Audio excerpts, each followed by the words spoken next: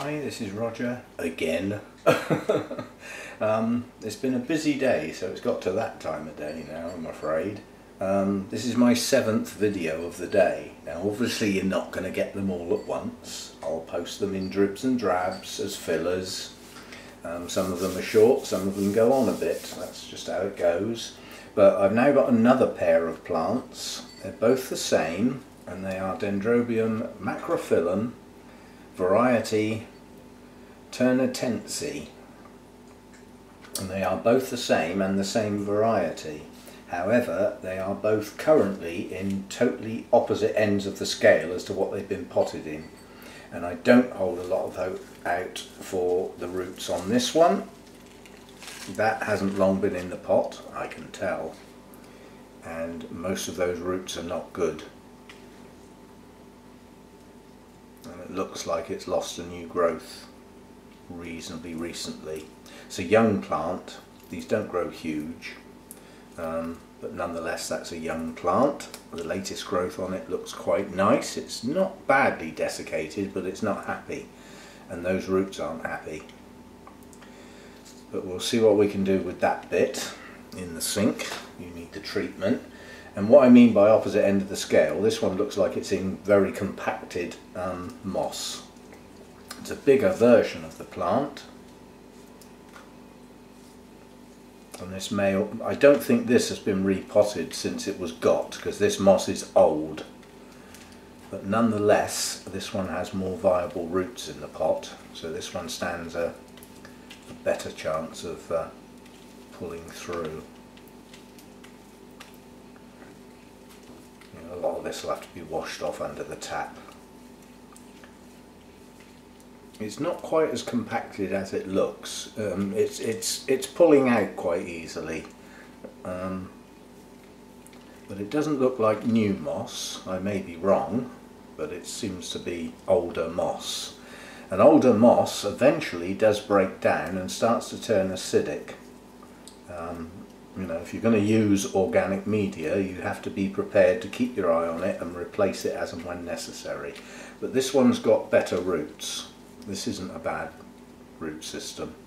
Not all of the roots are good, but some of them are. So we'll give that a rinse under the tap, and both of these are going in the same pot when I find one, and we'll see how we go. But in amongst the box full of goodies, there were some Latorias. Well, they get to stay unless they die on me. I'm surprised. See, that is badly desiccated, and that could, in fact I'm relatively confident that may have suffered with cold damage. These should not get cold, but these haven't. So some of the plant may have succumbed to the cold, some may not. A lot of it in that box full was probably just dependent on how close to the edge of the box they were. Those in the middle might have stayed a bit warmer. Sometimes it's only a couple of degrees difference is the difference between the leaves going down and not. Anyway, we'll give those two a clean up and come back and set them up in a single pot. See, the consequences of moss being around the base of the plant is that base of the plant is very wet, and they are prone to rotting, these Latoria types. If they stay soggy at the base of the plant, you can see the base of the plant relatively is quite flimsy, and even though the canes get fat part way up, right at the base they're incredibly narrow, and they do succumb to rot if kept wet at the base. Couple of silly little seedling pseudo bulbs that are coming off. Anyway, I'll give them a clean up, and I'll be back and we'll get those two done. Okay, before I pop these two plants up, a pot chat. Now, irrespective of size, we have two pots here. What's the difference between those two pots? The main difference is that one is virtually clear and that one is quite opaque. Which ones do you think's going to get the algae first and the most? Yeah, I want to try and get a lot more of these. They're opaque enough for me to see the roots, but opaque enough to shut out enough light to stop that algae growth. Not completely, but slow it right down to next to nothing. These are not so good. The algae will grow in those. Less so if it's just in chunky bark, but more so if it's a mix like I'm using now. Now the pot I'm using for these two is a bit bigger than previous ones. It's an air cone pot, so it's got more crocking in than I would use on a flat bottomed pot, because I need that air to work, otherwise there's no point in using an air cone pot. And that one is semi-opaque, so I will get a little bit more algae in that than I would in that sort of pot, but not as much as in that sort of pot. So there we go. If you can shut the light out, great. If you just use black pots or terracotta coloured pots that don't let any light in, you won't get the algae, but then you don't get to see your roots.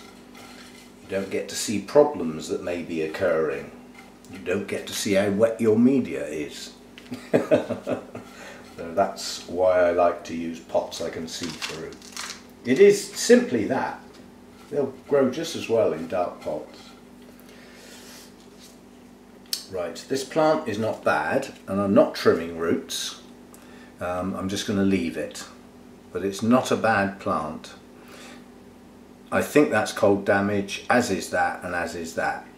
I don't think it was dehydration, because it was in that quite compacted moss. It was wet. So unless these roots are not non-functional, which some of them are, quite a few of them are, we'll have to see how that does. But its progression, its growth is probably going to come out from there. So you can sort of sit, you know, with the smaller pseudobulbs up against the pot. This one looks like the smaller, weaker plant, but the leaves are firm. So this one is not as bad as I thought. And a little bonus, I think that is a new growth. I don't think that's a root.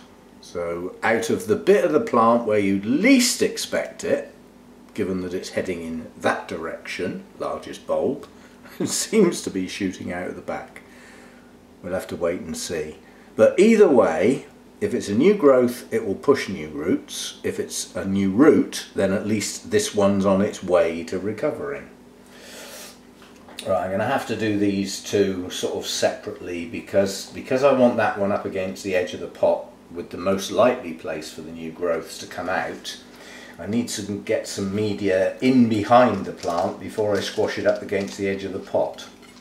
So we'll just get a little bit round the back, and then we can push the plant into it. I also don't want air gaps, and this is, although all these roots aren't viable, it's still quite an extensive root system, so I want to just tease some in under the base of the plant, make sure I haven't got air gaps, and then we can walk away from that one and get the other one in there before I've got so much media the roots can't get down in it. Now these roots are all squashed up together. Spreading them out a bit hopefully will encourage them to branch. And if that is a new growth, I don't want that right up against the edge of the pot. So I'm going to have to put that one in sort of like that and tease the roots out, spreading outwards, not all squashed up together pointing downwards. And they stand more chance of branching then. But those roots don't go down so deep, so I can cope with that. And my delicate little new growth doesn't want to get poked with my big fat clumsy fingers, does it? So we'll be a bit delicate. We need some down the middle. And I'm going to get media around the base of the plant here. And because it's slightly damp because of the moss, it's going to stick. How do you get rid of that? Water it. Pour water over the base of the plant, and any media that's stuck around the base of the plant promptly gets washed off.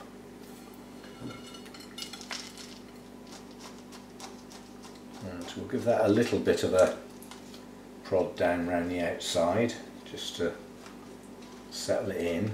But when you're actually using the small seedling size bark, especially if it's got some moss in it, when you actually water the plant, it settles the media in for you, which saves you bashing around with your big clumsy fingers and thumbs which break delicate roots. So let the watering do the job.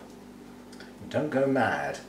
Now again, I want these sitting proud. Both of these have got signs of being a bit wet around the base of the plant, so I want to make sure the pseudobulbs are not buried. Now around the back of this little bit of the plant, they are at the moment, so I can just tease that away, gently push it down, leaving the base of the plant exposed. Just sat on the top. That's all it needs. It doesn't need to be buried.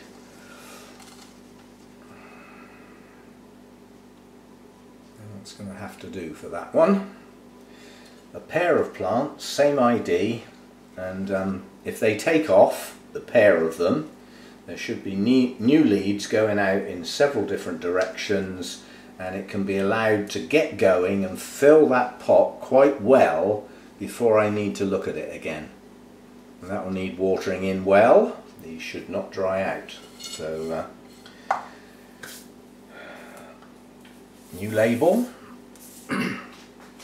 Dendrobium macrophyllum, variety Turnetense. Well, I've heard of macrophyllum. That variety I've never come across, I must admit, but and what that variety is going to do to the species, i.e. the way it's altered it, I haven't got a clue at the moment. Perhaps one day I'll look it up. Not today. Today we're running out of steam fast. We're running out of media, we're running out of steam, and we're running out of daylight, so now's a good time to stop. Don't carry on potting and doing things once you've had enough, because you won't enjoy it. Most people find potting or repotting very tedious. I don't. It's therapeutic, is that the expression? It's nice to get a plant out of its pot, see how its roots are doing, or not in some cases, and then try and do something about it. If its roots are doing well, well, get them to do better. If they're not doing so well, hopefully get them to at least perform. And putting a plant in new media, honestly, does it the world of good. It really does. It really perks them up. I've found some plants that, although they didn't have bad root systems, they didn't seem to be progressing. And then you repot them and all of a sudden you see new roots coming out all over the place and new growths. And it's just refreshing that media seems to sort of encourage them to get going. Except some cattleyas, which just takes them downhill. Still, all you can do is what you do. So that's a few knocked off the list out of the big box of goodies, and the Latorias were important to me because they're definitely staying with me, so I wanted to get those done first, and then it'll be a priority basis on the rest of them. Certainly some of the Dendrobiums will get mounted.